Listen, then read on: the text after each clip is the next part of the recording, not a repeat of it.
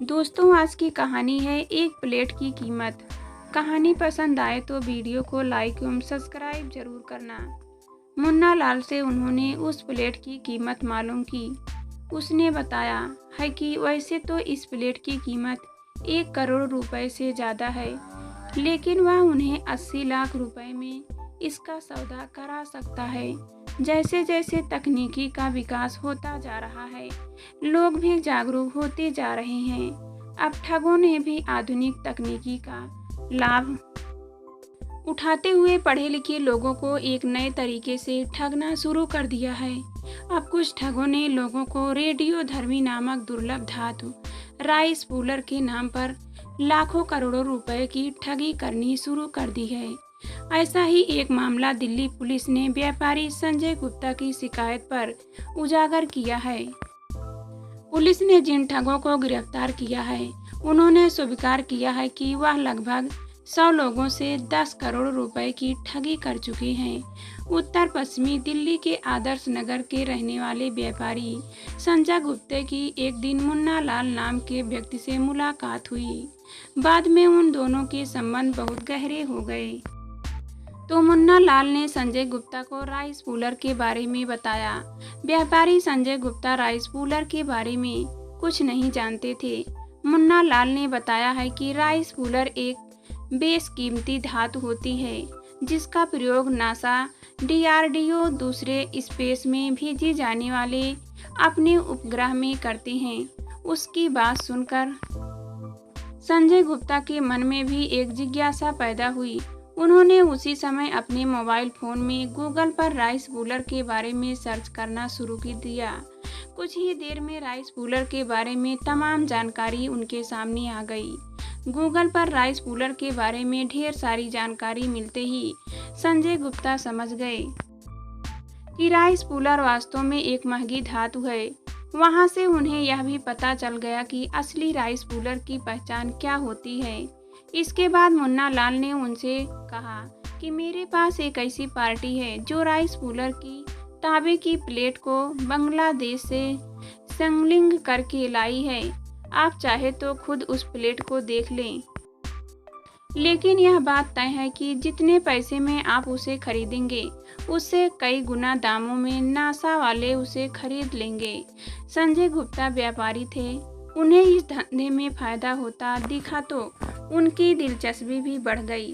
उन्होंने उससे पूछा कि यह कितने पैसों में मिल सकती है। सर, सौदे की बात तो बाद में हो जाएगी। सबसे पहले आप यह देख लें कि हम जिस चीज़ का सौदा करने वाले हैं वह असली भी है या नहीं। वैसे मेरे पास उनकी एक वीडियो है, आप पहले इस वीडियो को देख लीजिए, मुन्ना लाल ने कहा। तब मुन्ना लाल ने अपने फ़ोन में एक वीडियो संजय गुप्ता को दिखाई। संजय गुप्ता उस वीडियो को बड़ी गौर से देखने लगे। इस वीडियो में एक तांबे की प्लेट रखी हुई थी। उस प्लेट से कुछ दूर पर कुछ चावल बिखरे हुए थे। उन्होंने देखा कि धीरे धीरे वह चावल उस तांबे की प्लेट की तरफ खींचे आ रहे थे, ठीक उसी तरह जैसे कोई चुंबक लोहे को अपनी ओर खींचता है। मुन्ना लाल से उन्होंने उस प्लेट की कीमत मालूम की। उसने बताया है कि वैसे तो इस प्लेट की कीमत 1 करोड़ रुपए से ज़्यादा है, लेकिन वह उन्हें 80 लाख रुपए में इसका सौदा करा सकता है।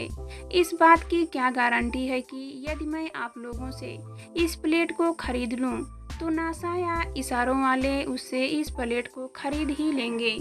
संजय गुप्ता ने अपना शक जाहिर करते हुए कहा, आपने बिल्कुल सही सवाल पूछा है।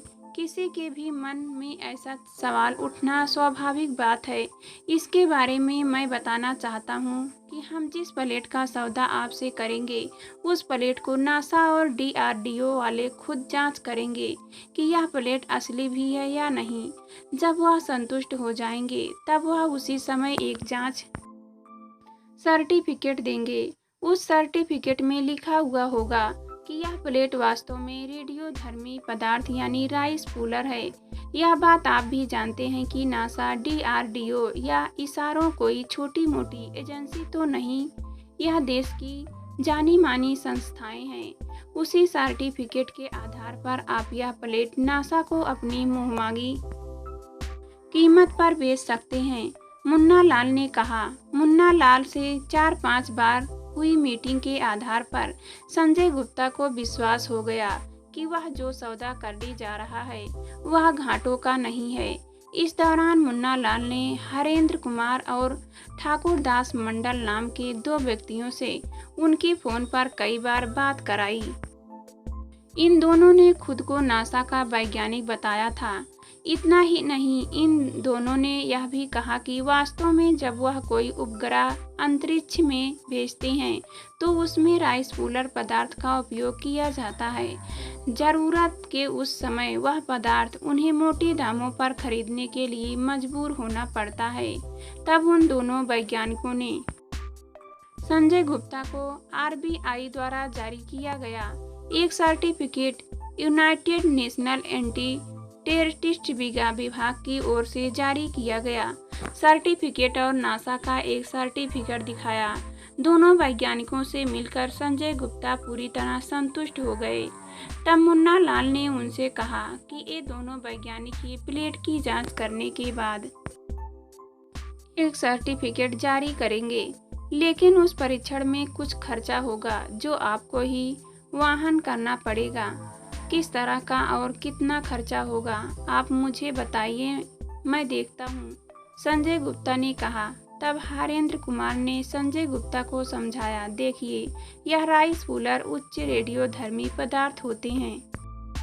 इनके परीक्षण के समय विशेष सावधानी बरतने की जरूरत होती है। इनकी रेडियोधर्मी किरणों से बचने के लिए हमें वही जैकेट आदि पहननी होती है जो मंगलयान पर जाते समय पहनी जाती है, और इसके अलावा कुछ केमिकल भी लाने होते हैं। इन सब में करीब 15 लाख खर्च होंगे। संजय गुप्ता ने उन्हें 11 लाख रुपए दे दिए।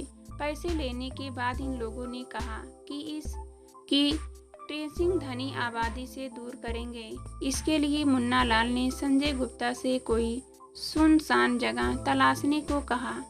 कारोबारी संजय गुप्ता ने कह दिया कि दिल्ली से बाहर एक गांव में उनके एक दोस्त का खेत में एक मकान बना हुआ है, वहीं पर इसकी टेस्टिंग हो जाएगी। इस पर वह लोग तैयार हो गए और उन्होंने टेस्टिंग का दिन निर्धारित कर दिया, लेकिन निर्धारित तिथि पर उन तीनों में से कोई भी उस प्लेट को लेकर टेस्टिंग के लिए नहीं पहुंचा। काफी देर इंतजार करने के बाद संजय गुप्ता ने मुन्ना लाल को फोन लगाया, लेकिन उसका फोन उस समय स्विच ऑफ आ रहा था। कुछ देर बाद फिर से मुन्ना लाल का फोन लगाया। इस बार भी मुन्ना लाल का फोन बंद मिला।